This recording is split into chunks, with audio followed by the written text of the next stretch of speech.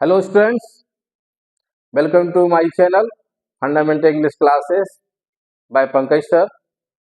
मैं आज आपके बीच पिछले क्लास का हैव और हैज का अफर्मेटिव सेंटेंस का नेगेटिव सेंटेंस लेकर आया हूं और हम जानेंगे कि ये हमारे डेली लाइफ में किससे इसका प्रयोग करेंगे और कैसे हम इसको बोलचाल की भाषा में प्रयोग करेंगे और कैसे लिखेंगे इसके बारे में।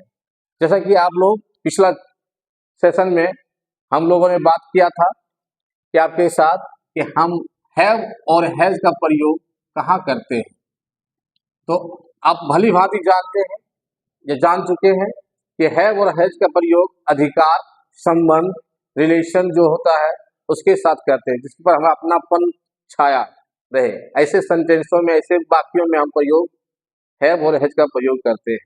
पिछले क्लासेस में हमने जाना था अफर्मेटिव सेंटेंस में इसका स्ट्रक्चर सब्जेक्ट प्लस हैव या हैज प्लस नाउन, प्रोनाउन और एडजेक्टिव के बारे में। जैसे एग्जांपल्स था कि मेरे पास हाथी है, मेरे पास हाथी है। My dear friends, my students, इसको समझने की कोशिश कीजिए। मेरे पास, तो मेरे का इंग्लिश क्या हो जाता है? आई, और आई का साथ क्या प्रयोग हो जा रहा है? हैव। और एलिफेंट है तो एलिफेंट। तो इसको बोलचाल की भाषा में बोल देंगे कि आई हैव एन एलिफेंट। ये हो गया हमारा अफर्मेटिव सेंटेंस। अब हम आपके साथ या आपके पास इसी का अफर्मेटिव का नेगेटिव सेंटेंस लेके आ रहा हूं।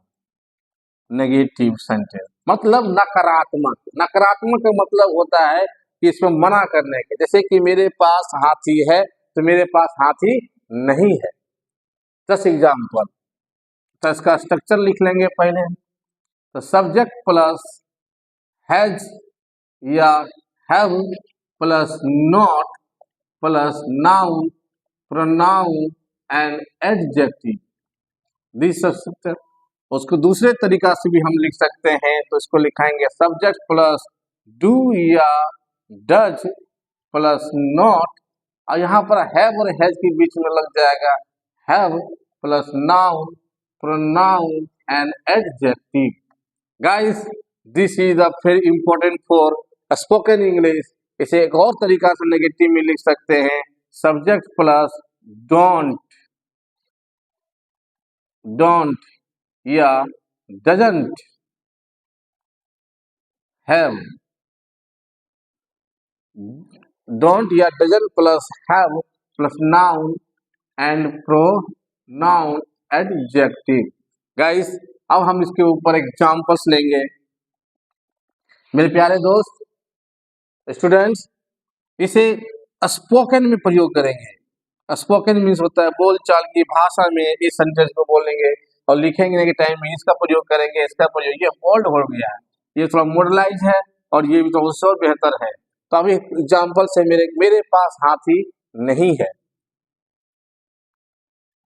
मेरे पास हाथी नहीं है। इस नकारात्मक में क्या कर रहा है? मेरे पास हाथी नहीं है मतलब मैं हाथी नहीं रखता हूं। ये भी सेंटेंस हो सकता है कि मैं हाथी नहीं रखता हूं या मुझे हाथी नहीं है। ये दोनों सेंटेंस का एक इंग्लिश होगा। आप भली भांति जानते हैं, जान चुके हैं कि मेरे का अंग्रेजी क्या हो गया? आई। अभी चलते हैं इस सेंटेंस की ओर। स्पोकन डोंट और डजंट का प्रयोग करेंगे क्योंकि ये हमें रिटर्न बहुत ओल्ड हो चुका है। ये दोनों जो न्यू है इसका प्रयोग करने के लिए हम सीखेंगे कि मेरे पास हाथी नहीं है तो मेरे पास, तो I don't have an. Guys, इस तरीका से हमने जाना कि मेरे पास एक हाथी है तो I don't have an elephant, और मेरे हाथी नहीं रखता हूं। ये संबंध हो गया। ये हो गया हमारा स्पोकन की बात में। इसको हम बोलने के टाइम में इसको प्रयोग करेंगे और लिखने में भी प्रयोग कर सकते हैं। और बोलने में सबसे अच्छा बेहतर लगेगा, शॉर्ट टाइम लगेगा और सुंदर लगेगा। I don't have an elephant. Examples और रह सकता है कि मेरे पास आपके लिए समय नहीं है। चलते फिरते ये एग्जाम्पल्स हमारे जीवन में आता है कि मेरे पास आपके लिए समय नहीं है तो उसे क्या कर सकते हैं, I don't have time for you, I don't have time for you. अब आइए हम अनदर एग्जांपल्स आपके बीच में लेकर आ रहे हैं जिसमें आपको सिंपल से बताएंगे, सिंपल तरीका से नोट का प्रयोग कैसे करेंगे, फिर उसका थोड़ा सा बेहतर और फिर उससे ज्यादा बेहतर करने का तरीका। ये 3 तरीका को लेकर मैं अभी इनमें से किन्हीं को राइट करना है, राइट डाउन करना है तो आप कर सकते हैं, तो फिर हम अगला एग्जाम्पल्स को लेके आएंगे। समझ गए?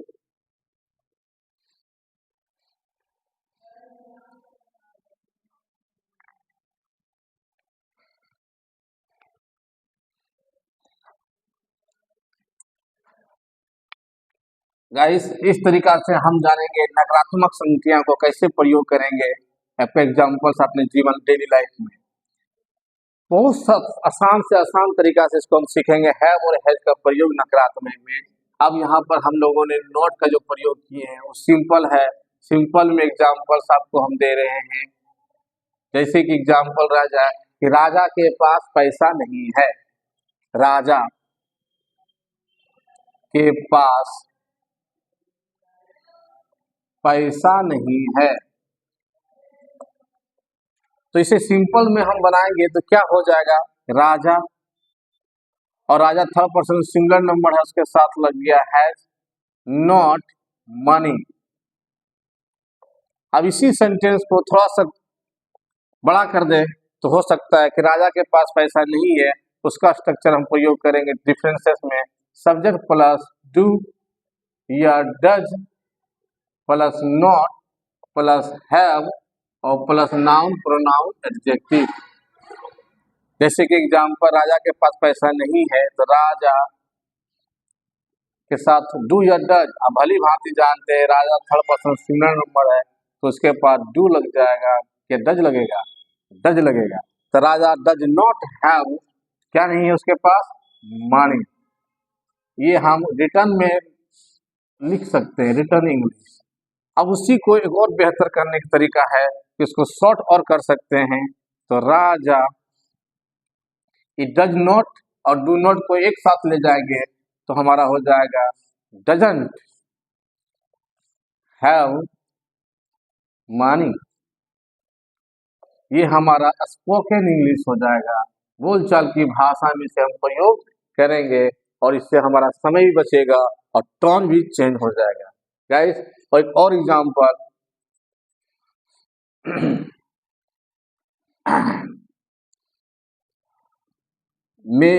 मेरे भाई के पास, मेरे भाई के पास गणित का किताब नहीं है, गणित का किताब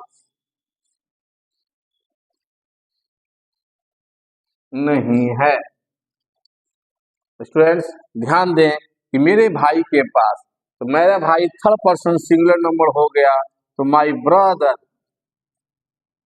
के पास, तो वहां भी फिर क्या लग जाएगा, does not, does not have क्या नहीं है मेरे भाई के पास, मैथ का किताब, तो मैथ बुक, मैथ बुक। इस तरीका से हमने जाना 2 example third person singular number का दिया मैं, आप इसको राइट डाउन कर सकते हैं। गाइस ये राइट डाउन कर लिए होंगे आप लोग। अब मैं आपको तीसरा एग्जाम्पल देता हूं जहां पर मैं डू का प्रयोग करूंगा और वो हमारे जीवन में चलते फिरते घूमते प्रयोग होता है। जैसे कि जब अपने दोस्तों से मिलते हैं ना, बोलते हैं पार्टी के लिए, तो बोलते मेरे पास पैसे नहीं है, मेरे पास पार्टी के लिए पैसा नहीं है। स्टूडेंट्स मेरे पास का इंग्लिश क्या हो गया, आई, और आप भली भांति जानते हैं आई के साथ डू लगेगा तो उसको क्या लिख सकते हैं, I don't have money, I don't have money किसके लिए, तो फॉर पार्टी, पार्टी। गाइस इस तरीका से आप हैव और हैज का नेगेटिव सेंटेंस भली भांति से सीख गए। अब इस पर जितना आप प्रैक्टिस करेंगे उतना आपको बेहतर से बेहतर रिजल्ट हो सकता है। अगर इस चैनल पर आप न्यू हैं तो लाइक करें, सब्सक्राइब करें, शेयर करें और अपने जितने भी हो उसे रिपीट टू रिपीट देखें तो आपको सब क्वेश्चन का आंसर मिल जाएगा। धन्यवाद। जय हिंद, जय भारत।